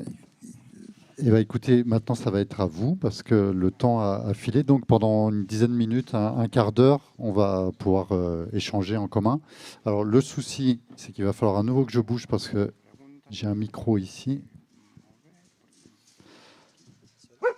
Il doit y avoir un deuxième. Non, c'est Thomas. Donc, n'hésitez pas à lever la main, parce que vous êtes nombreux, donc je ne vois pas tout le monde. Le micro est sur pied, vous pouvez donc venir ici poser vos questions.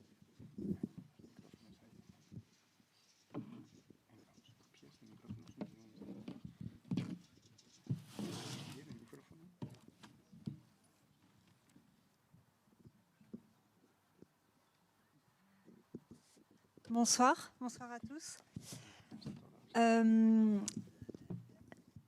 Je comprends parfaitement vos propos et j'adhère complètement. Je lis beaucoup de livres en ce moment. Je fais beaucoup de lectures pour alimenter ma réflexion. Et il y en a une qui crée un certain barbouillement chez moi. Et je voudrais avoir votre avis. Monsieur le traducteur, vous voulez traduire peut-être ? C'est bon ? Je suis en train de le faire. Ok, donc je continue. Donc, parmi ces livres, il y a Qu'est-ce qu'une plante de Florence Burga, où elle explique en fait que, je vais la lire, la révision bienvenue et nécessaire de l'anthropocentrisme se paye aujourd'hui d'une tendance à la confusion et à l'indistinction. Donc, ce règne de l'indistinction franchit avec les plantes aimantes et souffrantes une limite que rien n'autorise à franchir. Les plantes ne souffrent pas, etc. Un animal ou un humain est soit vivant, soit mort. Et donc, elle alerte sur le fait que la dissolution, la résorption des intérêts des êtres sensibles doués d'une vie psychique dans le tout de la nature, c'est ça qui doit inquiéter. Donc elle s'inquiète en fait des conséquences de cette indistinction entre les plantes et les animaux pour justement la cause animale. Et du coup aussi elle explique que le fait de créer cette indistinction, finalement on enlève aux plantes quelque chose qui est de l'ordre d'une force surnaturelle, puisque la plante ne meurt pas. Elle se reproduit par indivision.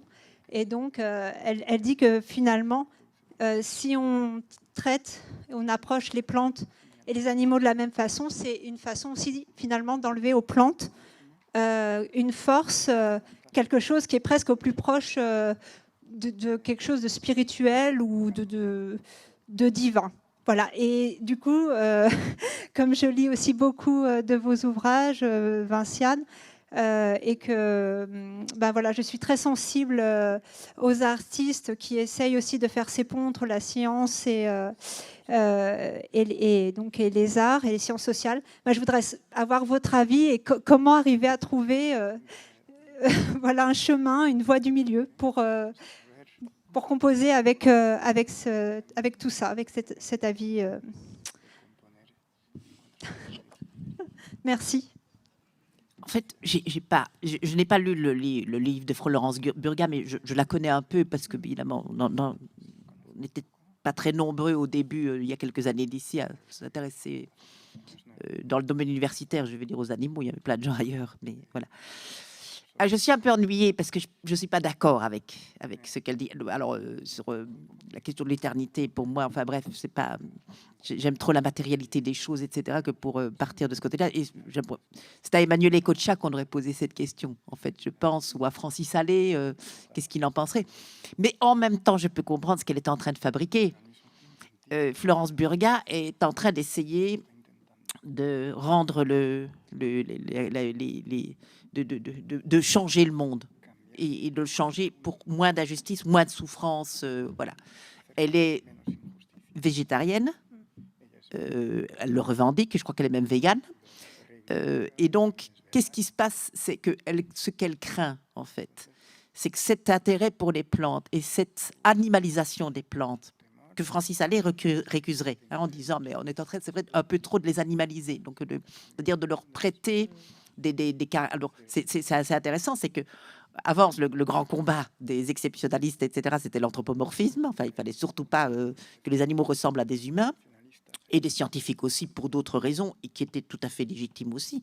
Enfin bon, ça m'a toujours un peu embêté ce débat. Et ici, on est en train, il y a eu vraiment beaucoup de spécialistes de plantes et de philosophes qui disent, mais attention, on est en train d'animaliser les plantes. Donc on a anthropomorphisé les animaux, maintenant on est en train de brouiller les règnes. Moi, je trouve que le brouillage des règnes est quelque chose de très intéressant, mais dangereux, ça pique, ça fâche certaines personnes, et on est sûr à coup sûr que quand on fait du brouillage, on fait de la contrebande. Je veux dire, ça c'est l'intérêt des frontières, c'est que ça produit beaucoup de contrebande. Et que la contrebande, c'est pas toujours, ça peut être très intéressant, mais ça peut être du grand n'importe quoi qui passe. Alors pour Florence Burga, donc je peux comprendre ses arguments, c'est qu'elle craint que finalement on ramène, en s'intéressant et en donnant cette sensibilité aux plantes, on finisse par dire, oh, mais alors on mange quoi?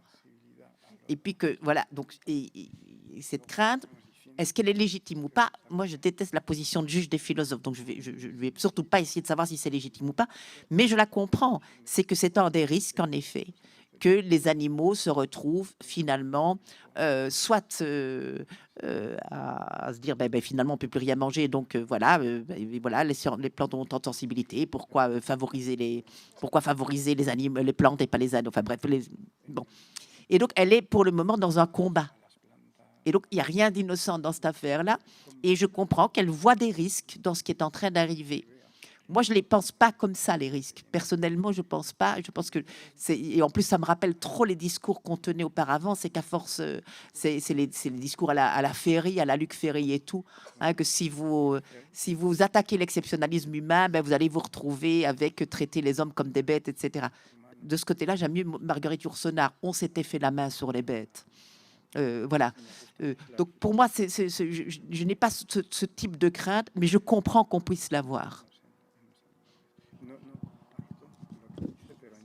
Merci beaucoup. Bonsoir. Une question d'architecture, d'architecte. Vinciane, tu l'as beaucoup évoqué. Thomas, il nous a montré des architectures d'araignées et puis il les a exposées à l'œuvre, au Palais de Tokyo notamment.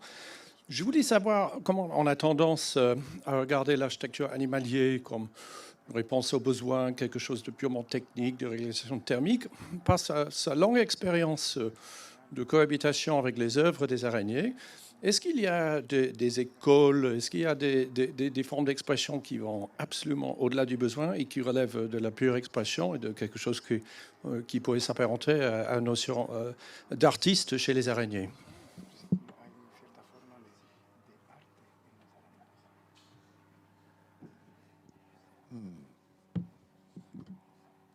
hope so.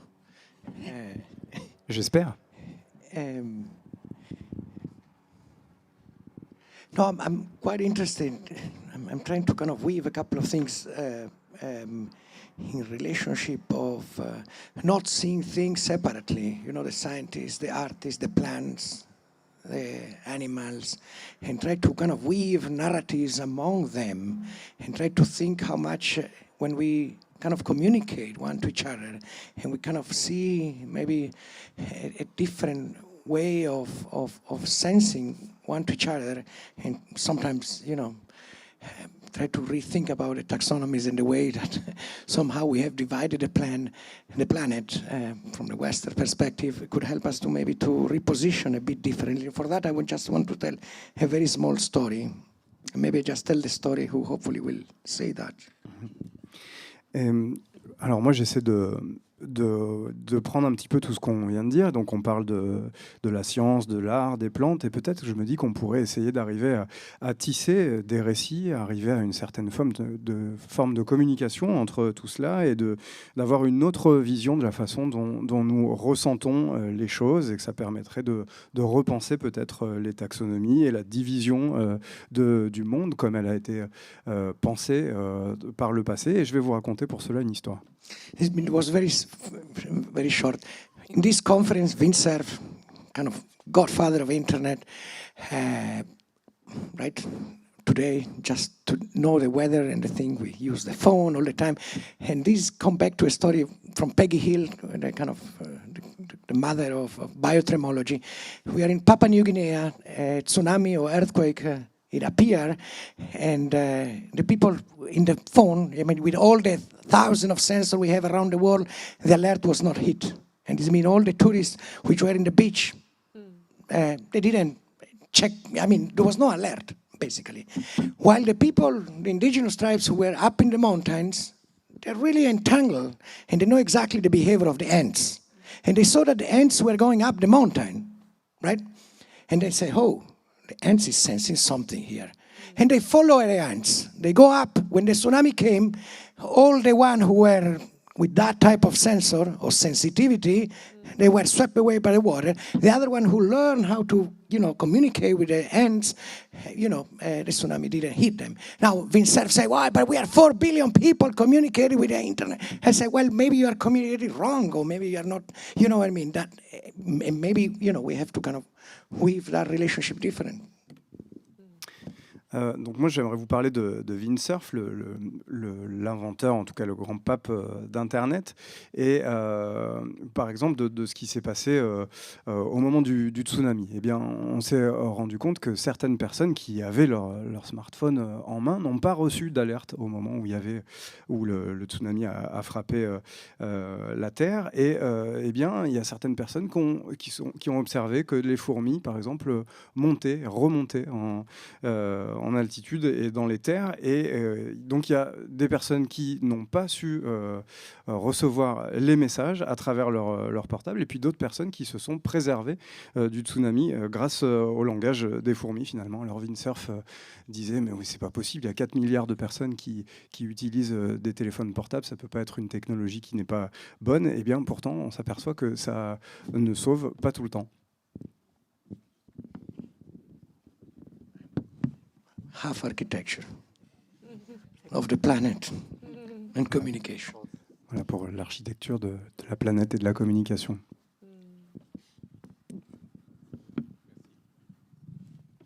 Merci. Une autre question, non? Bon, bah écoutez, si vous n'avez pas d'autres questions, on va s'arrêter là, je pense. Il est 20h, donc ça va être l'heure de dîner. Donc vous rappelez que après le repas, il y aura donc la projection du film de Marion Neumann, qui sera suivie d'une discussion avec Marion. On va voir comment on le fera, peut-être sous le chapiteau, de manière complètement informelle. Donc je vous engage vraiment à rester pour voir le film, parce que vous allez découvrir plein de choses, en fait. Vraiment, c'est une merveille. Et puis, juste vous dire 2 choses avant de remercier nos invités. On a oublié, au tout début de l'inauguration, bien entendu, on a oublié des choses. On a oublié de remercier le lycée Lamartine et son proviseur, M. Poirier, l'équipe enseignante avec qui on a fait un travail qui a été un peu perturbé par rapport à tout ce qu'on a vécu avec des lycéens. Et ce travail va déboucher demain à un atelier avec les élèves qui seront là, intéressés, avec Marion. Il se trouve que c'est les vacances, donc tous les lycéens ne seront pas là. Donc cet atelier, on peut l'ouvrir à une dizaine de personnes, si vous voulez. Par contre, il faudra, pour ces personnes intéressées, vous inscrire à l'accueil. Donc ce n'est pas la peine de partir en courant. Voilà, donc je vous informe de ceci. Et puis je vous remercie tous les quatre, donc Vinciane, Marion, Thomas et puis Stéphane pour la traduction. Voilà, merci.